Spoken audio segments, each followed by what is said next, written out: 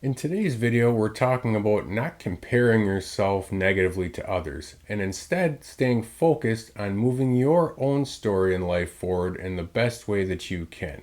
And we're also talking about how a great and uplifting scene from the classic movie Tombstone hammers that idea home. Stay tuned, I think you'll enjoy this. Who are you living for? What are they asking for?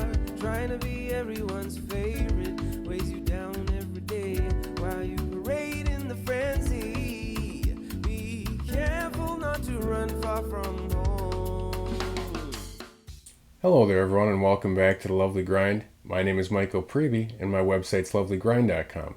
That's where you can find information about my coaching, courses, and Support and Success monthly membership area.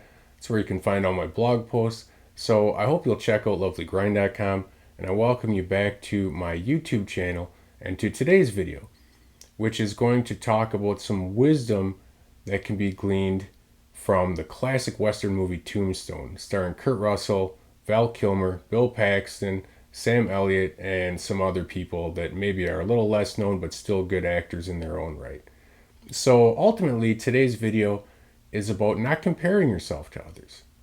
And a person thinks that that sort of social comparison, that negative comparison, would end when high school is over, right? When you're done comparing yourself to the jocks or the cheerleaders or the person who's the head of the class or the ones who got into the best colleges or got scholarships. You think that that would end, but it doesn't. That social comparison is just a trait of human nature, and it can extend well into adulthood and cause all sorts of mental and emotional turmoil for people.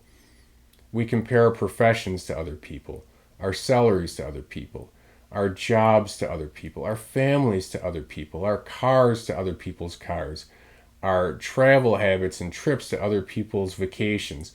We even compare our health to other people, right? And usually this is done in a negative way that's going to make us feel worse about ourselves.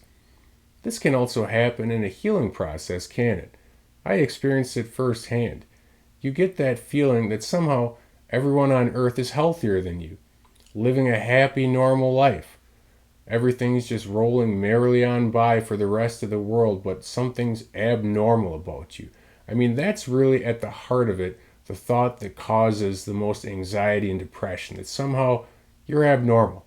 Your life's abnormal, right? And other people are normal and healthy and happy, and you're the outlier. But today we're going to look at how that's just not the case.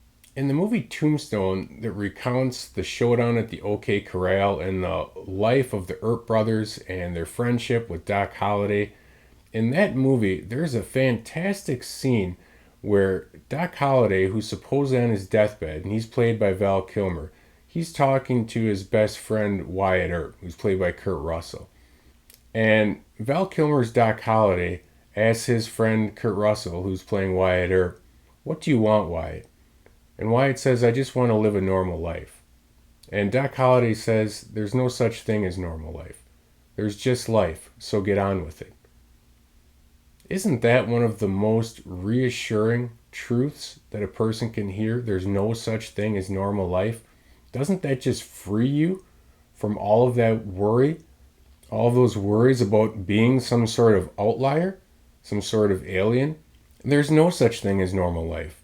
No one's living a normal life today. Everyone's just living life. There are many people out there at this very second going through situations that are so complex and twisted and unfathomable. People who are walking through literal minefields. People who are dealing with wars. People locked up in solitary confinement in prisons. People facing executions. People on the streets facing homelessness, malnutrition. People whose families are splitting apart, and people who are experiencing more run-of-the-mill things, like being rejected by family or friends, maybe being downgraded in their profession or losing a job, or just plain dealing with some negative thoughts and emotions that seem to plague them wherever they go. No one's life is normal today, and that's including yours, and that's good news. Because that means you don't have to fight and worry about keeping up to fit into that little box of normalcy that doesn't really exist.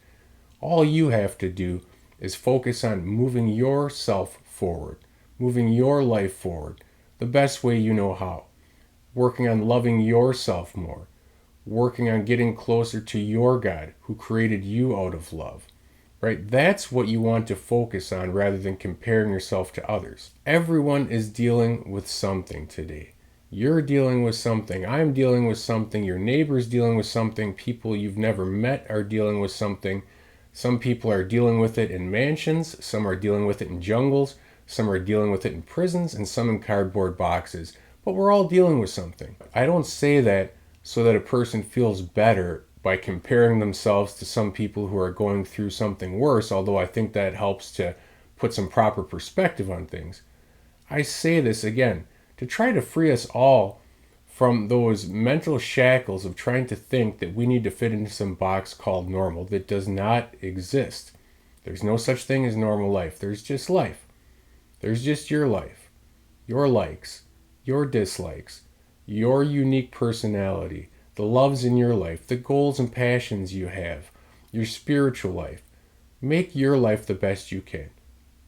And even as you're going through perhaps some challenging times, remember, you're the author of your own story. And each day right now might have some pain, but it can also have some very meaningful moments and even some joy. Try to take that approach to look for those little moments of joy and recognize them, and indeed even plan them going forward. And that's going to make your life rich, perhaps richer than some people who have a lot of material wealth.